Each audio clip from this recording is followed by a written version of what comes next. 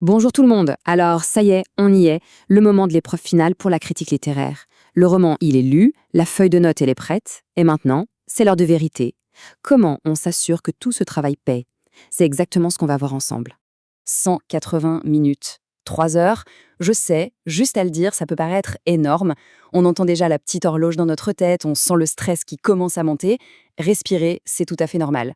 Mais croyez-moi, avec un bon plan, ce n'est pas juste assez de temps, c'est vraiment le temps parfait pour sortir un texte dont vous allez être fier. La toute première chose à comprendre, c'est la nature de cette épreuve. Il faut tout de suite oublier l'idée d'un sprint. Pensez plutôt à un marathon. C'est exactement ça. Si on part en lion, à toute vitesse, on risque de frapper un mur bien avant la fin. La clé, c'est de trouver son propre rythme, dès le début.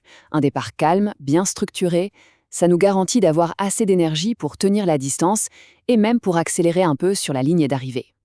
Et puis, il y a une chose qu'il ne faut jamais oublier. Le plus dur, c'est derrière vous, vraiment. La lecture, l'analyse du roman, la préparation de la feuille de notes, tout ça, c'est fait. L'examen, au fond, c'est juste l'assemblage final. Vous avez déjà toutes les pièces du casse-tête en main, alors faites-vous confiance.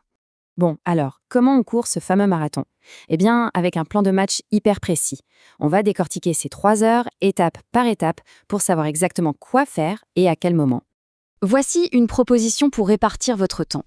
Les 15 premières minutes, règle d'or, on n'écrit pas une seule ligne de son texte. Non, ce temps-là, il est sacré.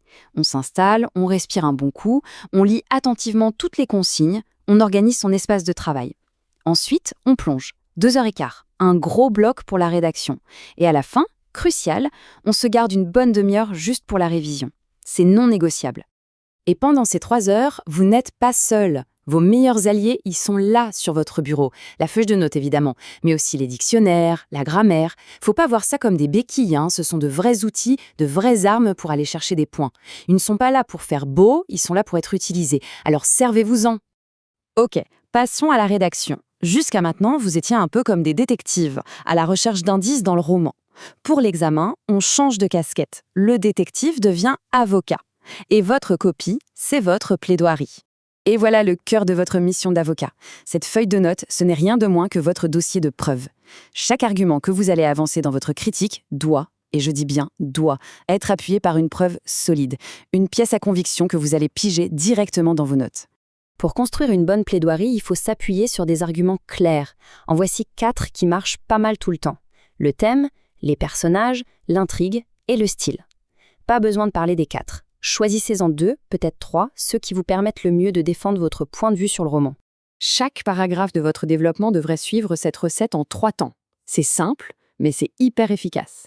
Étape 1, on affirme, on nomme le critère et on donne son opinion claire. Étape 2, on justifie. On explique pourquoi on pense ça, on développe.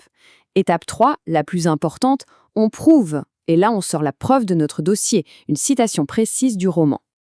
Regardez comment ça marche. Disons que vous parlez du style de l'auteur. Vous affirmez qu'il crée une atmosphère pesante. Ça, c'est l'étape 1. Vous justifiez en expliquant qu'il utilise des images vraiment fortes pour ça. Étape 2.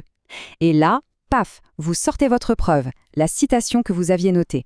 Étape 3. Et voilà. Ça, c'est un argument en béton armé, indiscutable. On arrive dans les 30 dernières minutes.